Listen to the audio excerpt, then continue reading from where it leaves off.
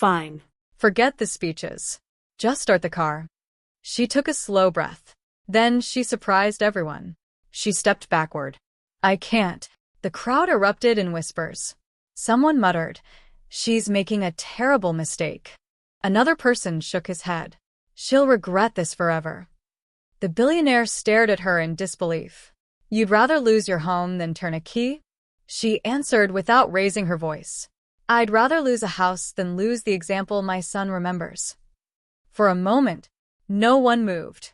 Even the city traffic seemed strangely distant. Then something unexpected happened. A small boy, no older than 10, came running across the hotel entrance.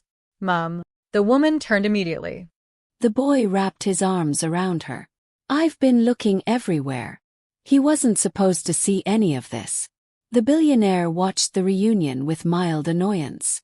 "So that's your son." The boy looked up at the expensive Ferrari, then at the strangers surrounding his mother. "What's happening?" She knelt beside him. "Nothing that should ever change who we are." The boy smiled, completely unaware of the fortune that had just slipped away. "I knew you'd come back," he said. "I wasn't worried." Those simple words landed harder than any argument. Trust. Something money could never purchase. Several people quietly stopped recording. One woman wiped tears from her eyes. But the billionaire wasn't finished. In fact, he had only been testing her. He walked toward the pair, reached into his jacket, and slowly removed a thick envelope. "I had a feeling you'd refuse," he said. "Most people don't." The crowd froze again. He handed the envelope to the woman. She didn't take it. "What is it?" "Open it." Her hands trembled as she unfolded the papers. Inside was proof that every debt attached to her family's name had already been paid. Every loan, every overdue notice, every final warning. Settled. Completely. Gasps spread through the crowd. She looked up stunned. "I don't understand." The billionaire let out a quiet sigh. The Ferrari was never the test. It was the people. Confused faces surrounded them. He glanced toward the dozens of phones that had captured every second.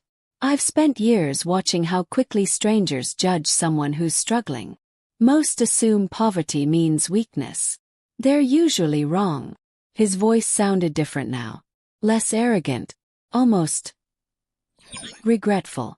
Then he revealed something no one had expected. "I grew up exactly where you are now." The crowd fell silent once more. "My mother cleaned office buildings at night. My father died before I finished school. There were days we survived on bread and tea." People looked at one another in disbelief. Nothing about the man standing beside the Ferrari hinted at that past. "I became wealthy," he continued. "But somewhere along the way, I started believing money gave me the right to measure people." He looked directly at the woman.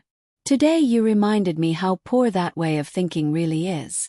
The atmosphere changed completely. The luxury hotel, Ferrari, the flashing cameras. None of them seemed important anymore. Only one question remained. Could a single moment of humility truly change a person's life forever?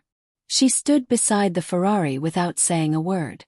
The billionaire casually tossed the key fob into the air and caught it again.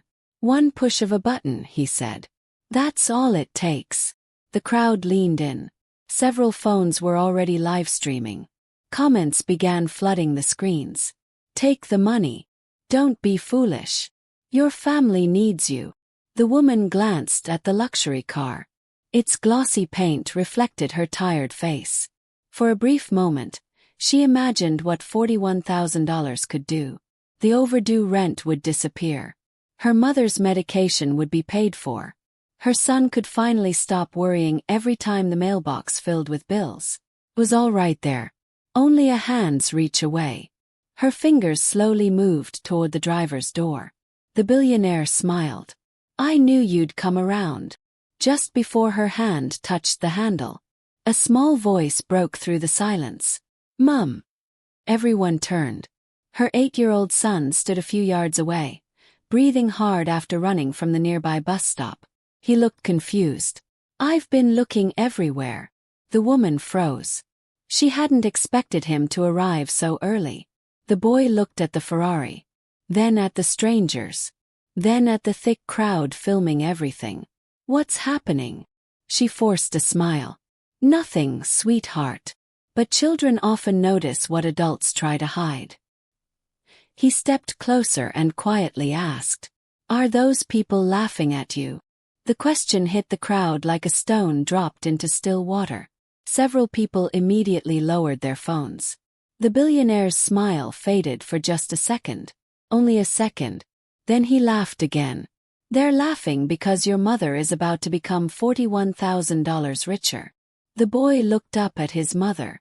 "Is that true?" She couldn't answer. Not because she didn't know what to say, but because she knew this moment would stay with him for the rest of his life. Children rarely remember expensive gifts. They remember moments. They remember choices.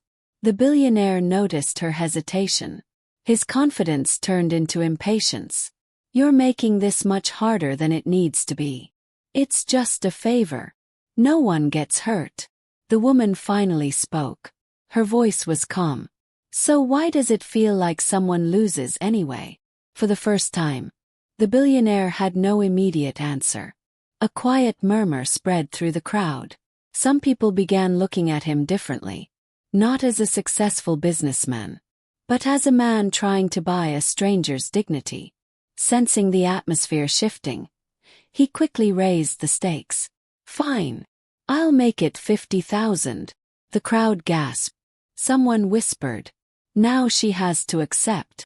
Another nodded. No one walks away from that. Even the hotel staff exchanged surprised glances. $50,000. More money than many people in the crowd earned in an entire year. The woman closed her eyes for a moment.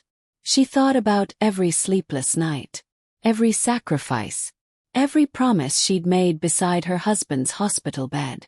Then she opened her eyes and did something no one expected.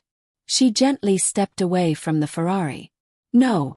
The word was soft, yet it echoed louder than the billionaire's offer. The crowd fell completely silent.